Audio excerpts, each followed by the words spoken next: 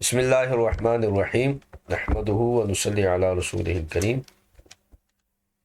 اما بعد فاعوذ باللہ السمیع العلیم من الشیطان الرجیم بسم اللہ الرحمن الرحیم النوع الحادی وعشرون الموضوع 21ویں نوع حدیث موضوع روایت موضوع کے بارے میں ہے۔ موضوع اس کا معنی ہے گڑا ہوا ہونا، گڑی ہوئی بات، ٹھیک ہے، وہ بات جسے بنایا گیا ہے، جسے گڑا گیا ہے۔ اور شرعی تعریف اس کی یہ ہوگی کہ نبی پاک صلی اللہ تعالیٰ علیہ وسلم کی طرف جھوٹی بات کو منسوب کرنا جو حقیقت میں آپ صلی اللہ تعالیٰ علیہ وسلم کا اس سے کوئی تعلق نہ ہو، ٹھیک ہے۔ یا موضوع سے کہتے ہیں جس کا متن قواعد حدیث کے خلاف ہو، ایسی بات جو نبی پاک صلی اللہ علیہ وسلم کی طرف نسبت میں جھوٹ پر مشتمل ہو، تو اس قول و فعل کا تعلق آپ صلی اللہ علیہ وسلم سے نہ ہو، یا اس روایت کا متن قواعد شرعیہ کے خلاف ہو، یعنی بظاہر نسبت حضور کی طرف کی جا رہی ہے لیکن وہ ایسی روایت ہے کہ اسے شرعی قواعد پر پیش کریں تو وہ ان کے خلاف ہے، تو یہ اصلاً حدیث نہیں ہوگی، اور اس کے وضع کرنے والے کے گمان کے مطابق اس حدیث کو موضوع کہہ دیا جاتا ہے۔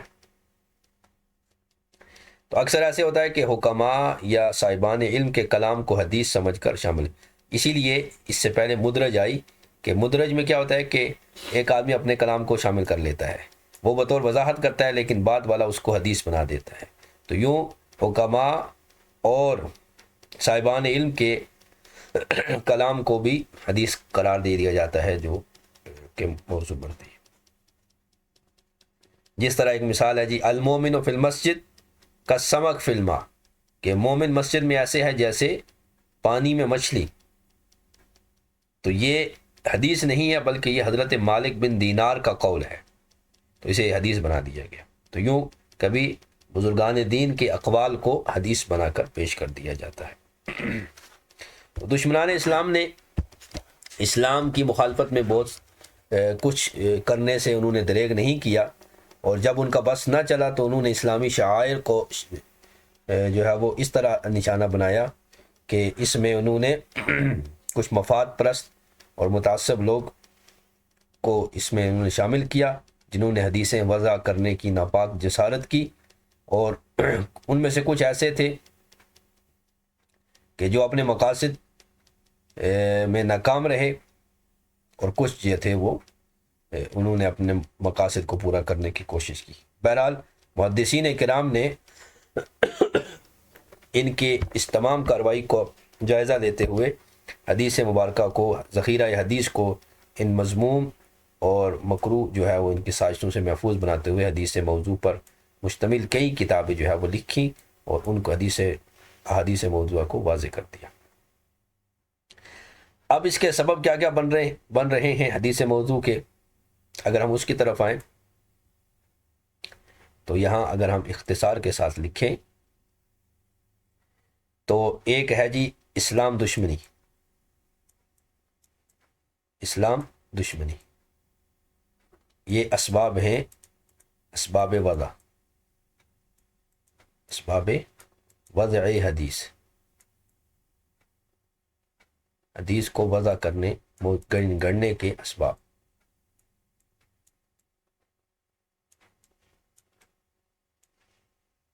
ٹھیک ہے، ان میں سر فہرست دشمنان اسلام ہیں، یہود و نصارہ تھے، دیگر جو تھے انہوں نے اپنی دشمنیاں نکالنے کے لیے دشمن اسلام سے دشمنی کو اس لیے انہوں نے حدیثوں کو وضع کیا تاکہ اسلام میں اشتباہ پیدا کیا جائے اور اختلاف پیدا کیا جائے۔ دوسری تھا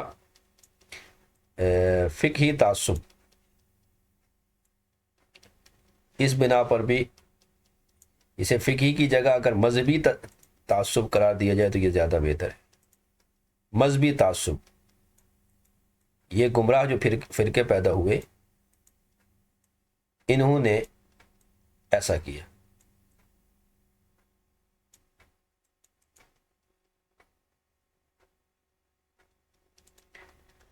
کہ ہر مذہب نے، یعنی معتزلہ ہو گئے، خوارج ہو گئے، روافظ ہو گئے، ٹھیک ہے، تو یہ وہ لوگ تھے جنہوں نے اپنے مذہب کی حمایت میں کے لیے جو ہے وہ حدیثوں کو گڑھا. تو یہ مذہب جو ہے وہ مذہبی تعصب ہے. تیسرا سبب جو تھا وہ تھا حاکم وقت کا قرب، یعنی بادشاہوں کا قرب، ان کی خوشامد کے لیے حدیثیں گڑھ دی.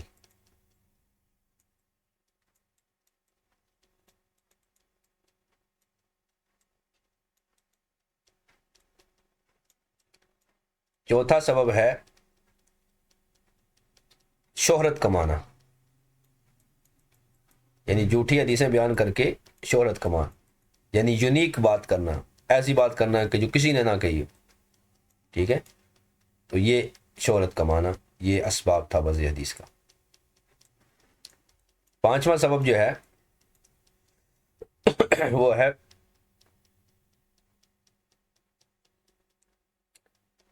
جو ہے وہ ترغیب و ترہیب. ترغیب و ترہیب یعنی ڈرانے دمکانے کے لیے کہ لوگ جو ہے وہ برائی کو چھوڑ دیں اور اچھائی کی طرف آئیں. تو برائیوں کی مذمت میں حد سے تجاوز کر دیا اور پھر اچھائیوں کی طرف دعوت دیتے ہوئے بہت بڑے بڑے ثواب بیان کر دیے.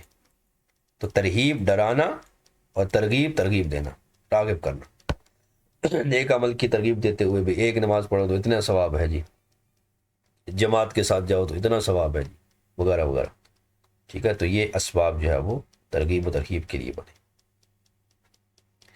اس بارے میں جو حدیث ہے نبی پاک صلی اللہ تعالی علیہ وسلم کا جو فرمان علی شان ہے کہ من کذب علی متعمدا، من کذب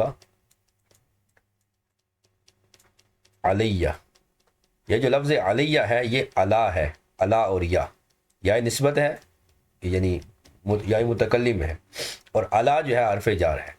علا کے بارے میں ہے کہ علا کلمہ ضرر ہے. ٹھیک ہے، تو یہ جو ترغیب و ترہیب والے تھے یہ صوفی تھے، متصوفہ انہیں کہہ سکتے، صوفیہ نہیں کہہ سکتے، متصوفہ یعنی بناوٹی صوفی. تو انہوں نے یہ ترغیب و ترہیب کے لیے حدیثوں کو گڑھا. انہوں نے دلیل یہ دی کہ حدیث میں جس میں حدیثیں گڑھنے سے منع کیا گیا اس میں من کذب علیہ کہا گیا،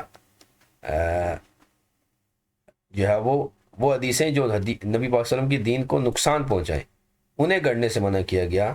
اگر نقصان نہیں پہنچا رہی تو انہیں جو ہے وہ گڑھنے سے منع نہیں کیا گیا. لیکن یہ بات بالکل مردود ہے اجماع کے ساتھ. اجماع امت اس پر ہے کہ ہر طرح کی حدیث گڑھنا، چاہے وہ نزول کے دین کے نفع کے لیے ہو یا نقصان کے لیے ہو، کسی طرح کی بھی حدیث گڑھنا جائز نہیں ہے. کیونکہ حضور پر جھوٹ بولنا عام جھوٹ کی طرح نہیں ہے. نبی پاک صلی اللہ علیہ وسلم کی طرف جو جھوٹ منسوب کرے گا وہ اپنا ٹھکانہ جہنم میں بنا لے گا. اس لیے ہر آدمی کو حدیث کو بیان کرتے ہوئے احتیاط کرنی چاہیے. تو یہ جو ہے وہ ابتدائی گفتگو جو ہے وہ ہم نے حدیث موضوع کے متعلق کیے. اب آتے ہیں اصل متن کی طرف، اور یہاں سے ہم آغاز کرتے ہیں حدیث موضوع کا. النوع الحادی وعشرون، 21ویں نوع الموضوع، حدیث موضوع ہے جی. والمختلق المصنوع، موضوع کیا ہے؟ موضوع کے بارے میں فرماتے ہیں کہ موضوع جو ہے وہ روایت ہے جسے بنایا گیا ہے، بنائی گئی اور گڑی گئی جو روایت ہے اسے موضوع کہتے ہیں. وشر الضعیف، اور ضعیف روایتوں میں سب سے بدترین روایت جو ہے یہ موضوع ہے. اور آگے فرماتے ہیں وَتُحْرَمُ رِوَایَتُهُ مَعَ الْعِلْمِ بِهِ، اور علم کے ہوتے ہوئے، یعنی معلوم ہو کہ یہ حدیث موضوع ہے پھر بھی اسے بیان کرنا یہ حرام ہے. فی ای معنی کانا، جس معنی میں بھی ہو، جس معنی میں ہو یہ ہم نے بیان کر دیا کہ چاہے وہ ترہیب و ترغیب کے لیے ہو یا کسی اور معنی کے لیے ہو، اس کو بیان کرنا شرعاً جائز نہیں ہے، ٹھیک ہے؟ جیسے ان صوفیاء نے کہا کہ ترغیب و ترہیب کے لیے ہے تو جائز ہے، اور اس کے علاوہ ہے تو پھر جائز نہیں ہے، تو کہا اس کی کوئی گنجائش نہیں ہے۔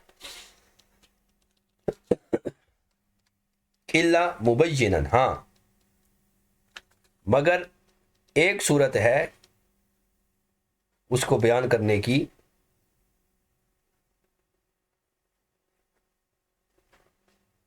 کہ جب اس کی وہ موضوع ہونا بیان کر دے، اس کی تصریح کر دے کہ یہ حدیث موضوع ہے، ٹھیک ہے؟ تو یوں اس کو بیان کر سکتا ہے کہ یہ موضوع حدیث ہے، اس پر عمل نہیں کرنا چاہیے، اسے نہیں بیان کرنا چاہیے، یوں تو کہہ سکتا ہے، لیکن اس کو بغیر اس اطلاع کے بیان کرنا اس کے لیے جائز نہیں ہے۔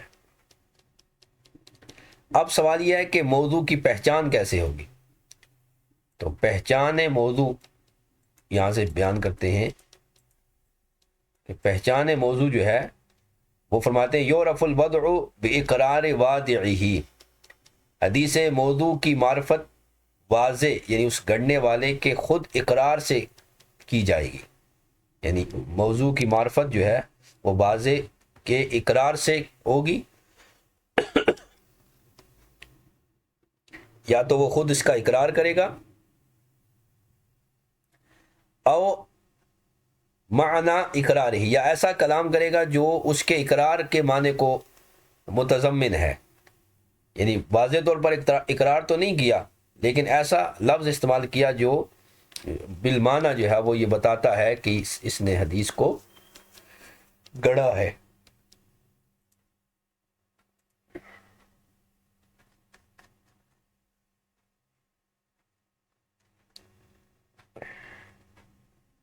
تحرم علی کل روایتہ اے الموضوع بسند او بغیر، یعنی سند بھی ہو تو بھی موضوع کو بیان نہیں کر سکتے، اور بغیر سند کے بھی، باوجود اس کے کہ علم ہو کہ یہ مختلق ہے، یہ گڑی ہوئی ہے۔ اسی طرح اگر غالب گمان ہے پھر بھی نہیں بیان کر سکتے، یہ شارح کہہ رہے امام سخاوی، یعنی علم ہے تو بھی بیان نہیں کر سکتے، اور غالب گمان ہے کہ یہ حدیث موضوع ہے تو بھی اس کو بیان نہیں کر سکتے۔ بھیا یہ معنی کہنا، اس کا معنی یہ ہے کہ احکام میں بھی نہیں بیان کر سکتے، قصص اور واقعات کے طور پر بھی موضوع کو بیان نہیں کر سکتے، اور ترغیب و ترہیب میں بھی اس کو نہیں بیان کر سکتے، مگر یہ کہ اس کو بیان کرنے کے لیے کر سکتے ہیں کہ نبی صلی اللہ علیہ وسلم کو فرمانا ہے جس نے کسی حدیث کو بیان کیا یہ جانتے ہوئے کہ وہ جھوٹ ہے، تو وہ بیان کرنے والا یظن او یعلم، یہ گمان کرتے ہوئے یا یہ جانتے ہوئے کہ انہ کاذب، کہ یہ جھوٹ ہے، پھر بھی اسے بیان کرے تو فہو احد الکاذبین، کاذبین دونوں طرح سے پڑھا گیا، تثنیہ کے ساتھ بھی جمع کے ساتھ، یعنی جس ایک نے پہلے اس کو گڑا تھا وہ ایک کاذب ہے اور یہ بیان کرنے والا دوسرا ہے، یا ایسے بہت سارے جھوٹوں نے بیان کیا ان میں سے ایک جھوٹا یہ بھی ہے۔ یہ ہو گیا حدیث موضوع کے بارے میں، لیکن جو ضعیف ہے وہ اس کے برخلاف ہے، یہ نہیں کہ ضعیف نہیں بیان کر سکتے، فرما رہے ہیں بخلاف غیرہ من الاحادیث الضعیفہ التي يحتمل صدقها في الباطن، ضعیف حدیثیں جن کے باطنی صدق کا احتمال موجود ہے، ان کی روایت کرنا ترغیب و ترہیب میں اور فضائل میں جائز ہے، جیسا کہ اس کی نو میں جو ہے وہ آگے آئے گا، مع شرط ہی، اس میں بھی شرائط ہے کہ وہ ذوف جو ہے وہ اعلیٰ درجے کا نہ ہو، تو اس کو پھر حدیث ضعیف کو بیان کیا جا سکتا ہے۔ تو جو ہے وہ لوگ جو حدیث ضعیف کو موضوع قرار دیتے ہیں یا اس کی طرح سمجھتے ہیں، یہ جائز نہیں ہے، موضوع کا حکم اور ہے، اسے بیان نہیں کر سکتے، اس کی روایت ہر حال میں حرام ہے، چاہے سند کے ساتھ ہو یا بغیر سند کے ہو، علم قطعی کے ساتھ، علم یقینی کے ساتھ ہو یا غلبہ ظن کے ساتھ ہو، کسی بھی معنی میں ہو، احکامات کے لیے ہو، قصص و واقعات کے لیے ہو، ترغیب و ترہیب کے لیے ہو، موضوع کو بیان کرنا جائز نہیں ہے، ہاں مگر اس کو بیان کرتے ہوئے کہ یہ موضوع ہے، لوگ اس سے اجتناب کریں تو پھر تو ہے، ٹھیک ہے، ورنہ بیان کرنا جائز نہیں۔ لیکن احادیث ضعیفہ جو ہیں جن کے باطنی صدق کا احتمال ہے کہ بظاہر تو یہ ضعیف ہے لیکن ایسا ممکن ہے کہ اس روایت میں یہ راوی سچا ہو، ٹھیک ہے، باطنی صدق اس کا موجود ہو، تو اس کو روایت کرنا ترغیب و ترہیب اور فضائل میں جائز ہے۔ یہ ائمہ مجتہدین کا اور جو ہے وہ محدثین کا موقف ہے کہ حدیث موضوع اور حدیث ضعیف میں فرق ہے۔ اب وضع کو کیسے پہچانیں گے؟ حدیث کا کو وضع کیا گیا ہے، گڑھا گیا ہے، تو فرماتے ہیں یا تو واضح اقرار کرے گا خود، جیسے مثال دیتے ہیں کا عمر ابن صباح، عمر ابن صباح نے اقرار کیا کہ انا وضعت خطبۃ النبی صلی اللہ علیہ وسلم، کہ میں نے نبی صلی اللہ علیہ وسلم کے خطبے کو وضع کیا، اور پھر انہیں ان کی طرف منسوب کر دیا۔ یہ امام بخاری نے تاریخ اوسط میں اس کو بیان کیا۔ تو کہہ رہے ہیں کہ اقرار کے لیے ضروری ہے کوئی قرینہ ہو جو اس کے ساتھ، اس کے اقرار کے ساتھ ملا ہوا ہو، ٹھیک ہے؟ یعنی ہر آدمی کا یہ کہنا کہ میں نے یہ حدیث گڑھ لی ہے، یہ قابل قبول نہیں ہے، بلکہ اس واضح حدیث کے لیے کوئی قرینہ بھی ہونا چاہیے کہ وہ کیا ہو، کا کون ہی مبتدیاً، ٹھیک ہے، کہ وہ بدعتی ہو اور جو اس سے روایت کی گئی ہے وہ اپنی بدعت میں مضبوط ہو اور اس کو تقویت دے رہا ہو۔ وَإِلَّا فَلَا يَحْكُمُ بِوَضْعِهِ بِمُجَرَّدِ اقرار، اس لیے ورنہ محض کسی حدیث کے وضع کا اقرار کرنا زبان سے، یہ جو ہے وہ اس پر حکم نہیں لگایا جائے گا۔ کیوں؟ لِاسْتِلَامِهِ قبول قوله مع اعترافه بالمفسق، اس لیے کہ گویا کہ یہ جو ہے وہ اس کے قول کو قبول کرنا ہے اس کے فاسق ہونے کے ساتھ، ٹھیک ہے؟ ورنہ پھر یہ اعتراضات جو ہے وہ آئے گا ان تمام مرویات اور روایات پر، جیسے ہم نے اس کو دیا، یا ہم نے اعتراف بالزنا کیا، یا قذف وغیرہ کیا، تو یہ ساری چیزیں۔ یا پھر معنی اقرار کرے، اصلا نہ ہو، طبعاً اقرار ہو، جو اسے اقرار کے منزل میں ہم لائیں گے، ٹھیک ہے؟ یعنی وہ اس طرح بیان کرے کہ اس کی تاریخ ولادت اپنے شیخ کے ساتھ میچ نہ ہوتی ہو، یعنی جب وہ پیدا ہوا تو اس کا شیخ پہلے مر چکا تھا، اس طرح کی باتیں کرے، تو پھر جو ہے وہ یہ بھی اس کے موضوع ہونے کی دلیل ہے کہ راوی کی مروی عنہ سے ملاقات ہی نہیں ہے، راوی جب پیدا بھی نہیں ہوا تھا، مروی عنہ مر چکا تھا، تو اب یہ اس کے موضوع ہونے کی دلیل ہے۔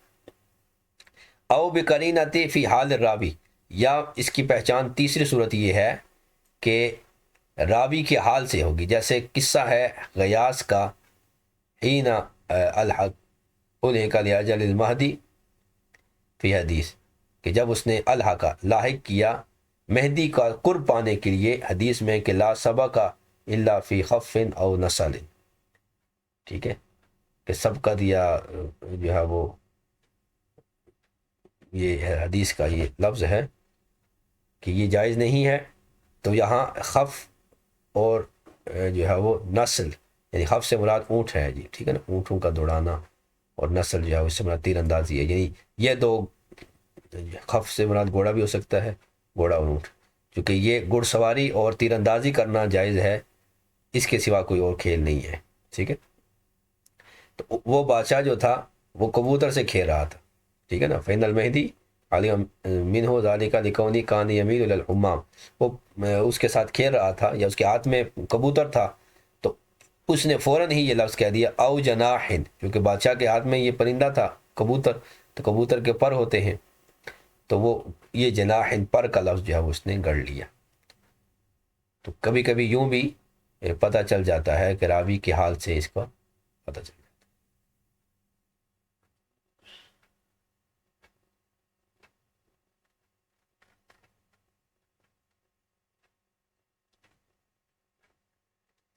اب المروی، یا جو روایت کی گئی ہے اس میں کوئی ایسا قرینہ ہو جو بتائے کہ یہ حدیث موضوع ہے، جیسے وہ حدیث آیات قطعیہ کے، یا سنت متواترہ کے، یا اجماع قطعی کے، یا مقتضی العقل کے خلاف ہو، تو بھی وہ روایت قابل قبول نہیں ہے۔ اور اسی کی طرف ابن سبکی نے جمع الجوامع میں اشارہ کیا کہ کل خبر اوہم باطلا لم یقبل تعویل فمکذوب، ہر وہ خبر کہ جس میں وہم میں باطل ہو اور اس تعویل کو قبول نہ کرے تو اس کو جھٹلا، وہ مکذوب ہے، اور جو ہے اس کو رد کر دیا جائے گا۔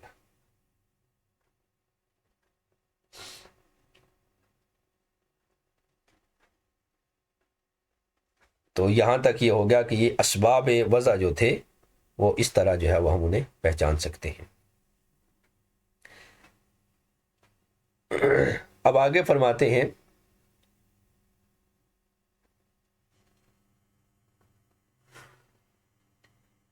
کہ فقط وضعت احادیث یشہد بوضعها رکاکۃ لفظها و معانیها، اور کبھی حدیث کو وضع کیا جاتا ہے، اس کے وضع کے الفاظ بتاتے ہیں، گواہی دیتے ہیں کہ یہ الفاظ اتنے غیر مناسب ہیں اور ان کے معنی اتنے غیر مناسب اور رقیق اور ہلکے ہیں کہ یہ بتاتے ہیں کہ یہ کلام رسول علیہ الصلوۃ والسلام نہیں ہو سکتا. یعنی کبھی خود حدیث اور روایت بول رہی ہوتی ہے کہ یہ قول رسول علیہ الصلوۃ والسلام نہیں ہو سکتا. ٹھیک ہے. بل فی کلام فخر الدین رازی و سبق الیہ، ٹھیک ہے، وغیرہ.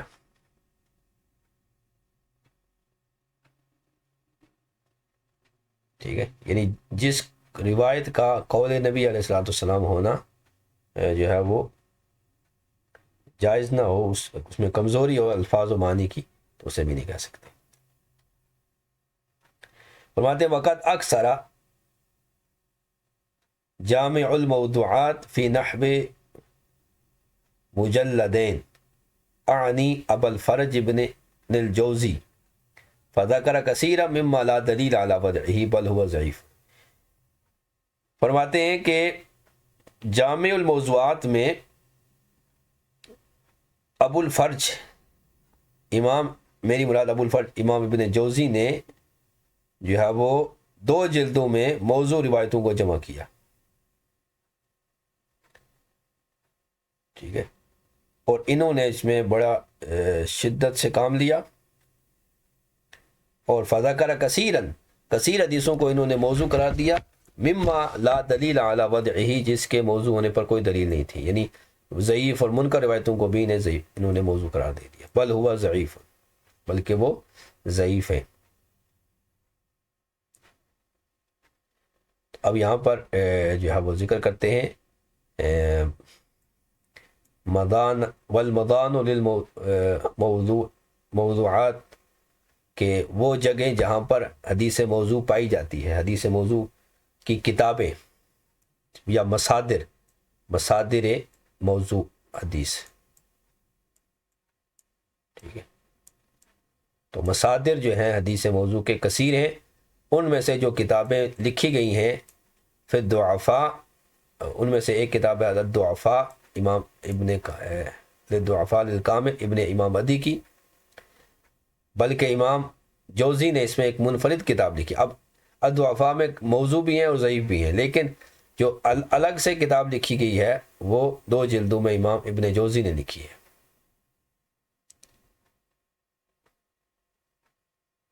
اور پھر اسی طرح کتاب الاباطیل جوزقانی کی ہے، یہ بھی موضوعات پر مشتمل ہے. تو اس کتاب میں بہت ساری حدیثیں ایسی ذکر کر دیں کہ لا دلیل معاہو، کہ اس کے ساتھ کوئی دلیل نہیں ہے کہ جسے قبول کیا جائے کہ جس کی وجہ سے وہ حدیث موضوع ہو، بلکہ وہ ضعیف ہیں. وفی حسن ایضا، بلکہ حدیث حسن بھی جو تھی انہیں موضوعات میں شامل کر دیا. بل بس صحیح، بلکہ صحیح حدیث بھی انہوں نے اس کتاب میں شامل کر دی، کیونکہ انہوں نے بحث و تفتیش کا جو طریقہ تھا وہ اس کو طرق صحیح طرح سے نہیں ہوا، یہ جو ہے وہ، تو اس لیے ان سے یہ ہو گیا.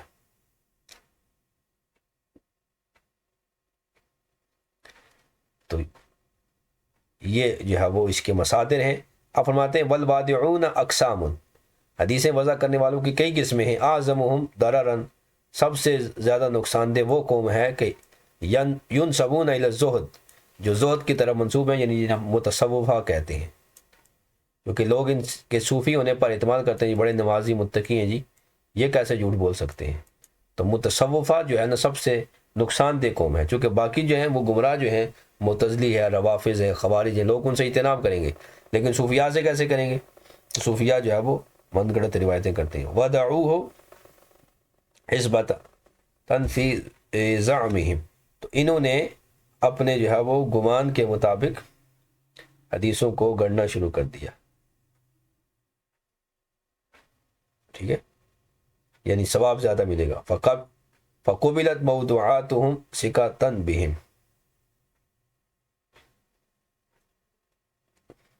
بس ان پر اعتماد کی وجہ سے ان کی موضوعات کو بھی لوگ قبول کرنے گے. یعنی یہ سکہ ہیں، یعنی ان پر لوگوں نے اعتماد کیا کہ یہ صوفیاء ہیں، لہذا ان کی گڑی ہوئی ہر بات جو ہے نا، پیر صاحب ہیں تو پیر صاحب کی ہر بات جو ہے وہ قبول کی جاتی ہے۔ یہ نہیں دیکھا گیا کہ پیر صاحب شریعت کے ترازو میں پورے اترتے ہیں کہ نہیں اترتے۔ تو یہ جو پیر صاحب والی بات ہے یہ سب سے زیادہ نقصان ہے۔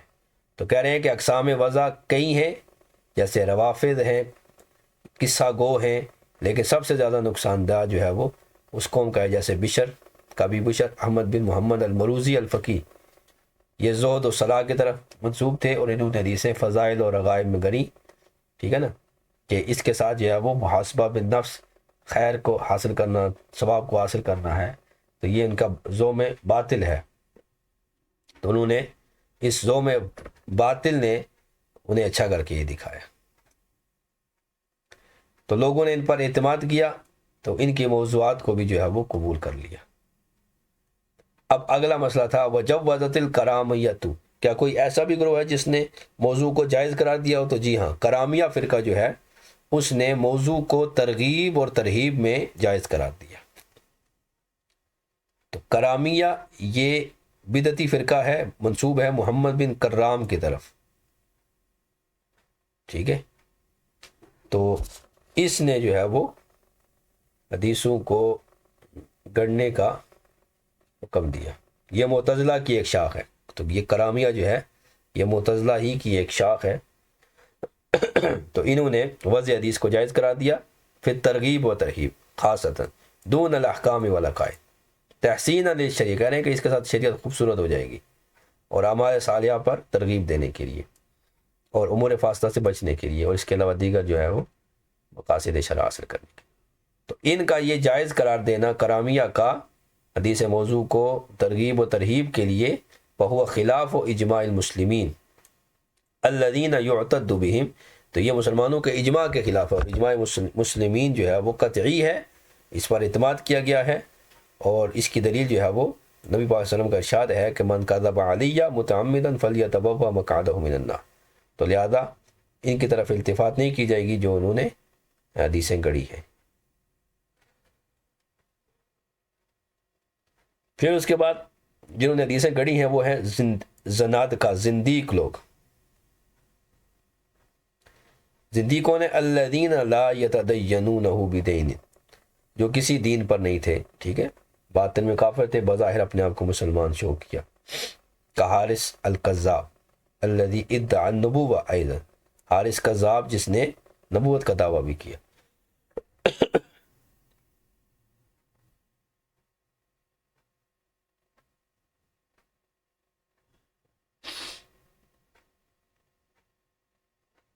جملن، انہوں نے کئی جو ہے وہ جملے، بل آلاف من الحدیث، بلکہ انہوں نے ہزاروں حدیثیں گڑھی ہیں۔ یہاں تو لکھا جملن، کچھ جملے کچھ حدیثیں، لیکن کہا کہ اشارے کہتے ہیں اللہ ہزاروں حدیثیں انہوں نے گڑھی ہیں جی زنادقہ نے۔ کیوں؟ استخفافا بالدین، دین کو کمزور کرنے کے لیے، اس کا استخفاف، مذاق اڑانے کے لیے، اور تلبیسا علی المسلمین، اور مسلمانوں پر حق کو مشتبہ کرنے کے لیے کہ مسلمان اپنے دین کے بارے میں متذبذب ہو جائے۔ وبینہ جہابذۃ الحدیث اے نقادہ وحزاقہ، ماہرین حدیث نے ان کے اس وضع کو بیان کیا، الذین خصہم اللہ بنور السنت الشہیرہ وقوۃ البصیرہ، وہ محدثین جنہیں اللہ تعالیٰ نے شریعت سنت مشہورہ کا نور اور قوت بصیرہ عطا فرمائی، امرہا، انہوں نے ان کے معاملے کو بیان کر دیا اور اسے پوشیدہ نہیں رکھا۔ وللہ والحمد، اللہ تعالیٰ ہی کے لیے تمام حمد ہے۔ وربما اسند الوادع کلاما لنفسہ او لبعض الحکماء، اور کبھی کبھار ایسے ہوتا ہے کہ واضح اپنے کلام کے لیے، او لبعض الحکماء، یا بعض حکماء کے کلام کے لیے سند بناتا ہے، وربما وقع فی شبہۃ الوضع بغیر قصد، اور بعض مرتبہ بغیر ارادے کے شبہ وضع میں وہ واقع ہو جاتا ہے۔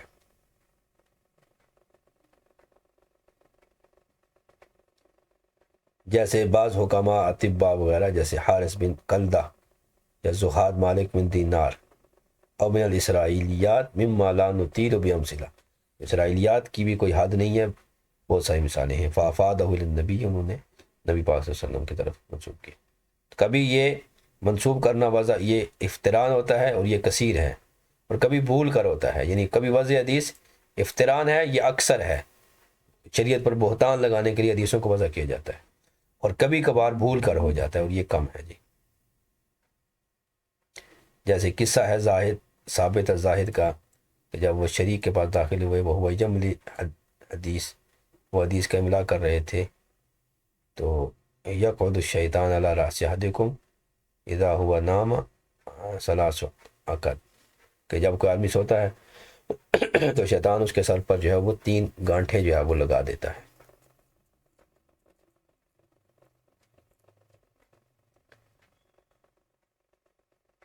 تو یہ اس طرح جو ہے وہ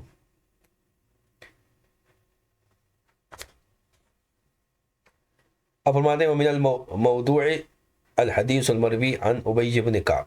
اب موضوع حدیثیں کون کون سی ہیں؟ فرماتے ہیں ابی بن کعب رضی اللہ تعالیٰ عنہ سے مروی جو فضائل قرآن ہے، سورتاً ہر سورت کی جو فضیلت حضرت ابی بن کعب سے مروی ہے، یہ ساری موضوع ہیں۔ تو اس کے واضح جو ہے وہ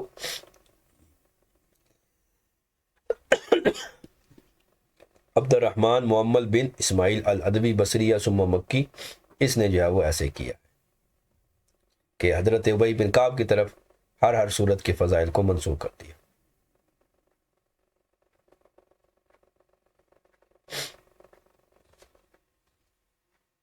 وقد اخطأ من ذکرہ من المفسرین، اور جن مفسرین نے ان روایات کو ذکر کیا انہوں نے غلطی کی ہے، لہذا موضوعات روایتوں کو جن مفسرین نے قرآن مجید کی تفسیر میں ذکر کیا ان محدثین سے بھی غلطی ہوئی ہے۔ جیسے امام سالبی، تو تفسیر سالبی میں فضائل سور آپ دیکھیں گے تو اس میں بھی دیکھیں گے اگر حضرت ابی بن کعب سے ہر صورت کے آ رہے ہیں تو یہ موضوع ہے۔ اسی طرح امام واحدی کی تفسیر واحدی، اور بغیر سند کے جو تفسیریں ہیں جیسے زمخشری اور بیضاوی، ان میں بھی برمار ہے جی۔ اب یہ جو حدیث مشہور پڑھی جاتی ہے فضائل اہل بیت میں، الا ومن مات علی حب آل محمد مات شہیدا مات فلاں او کما قال، تو یہ ساری حدیثیں یہ موضوع ہیں، اور یہ اس کا جو واضح ہے یہ زمخشری ہے۔ سب سے پہلے زمخشری نے اس کو گڑھا، پھر اس کے بعد امام راضی کے پاس یہ پہنچی، اور پھر یہ پھیلتے پھیلتے ہمارے حنیف قریشی صاحب تک یہ پہنچ گئی، ٹھیک ہے۔ اور اب ہر مجمع میں یہ بیان کی جاتی ہے، ان کے متاثرین جتنے بھی ہیں وہ سارے اس کو بیان کرتے ہیں۔ تو یہ روایت جو ہے نا الا ومن مات علی حب آل محمد، آل محمد کی فضیلت میں بے شمار صحیح حدیثیں موجود ہیں۔ یہ حدیث زمخشری نے گڑھی ہے۔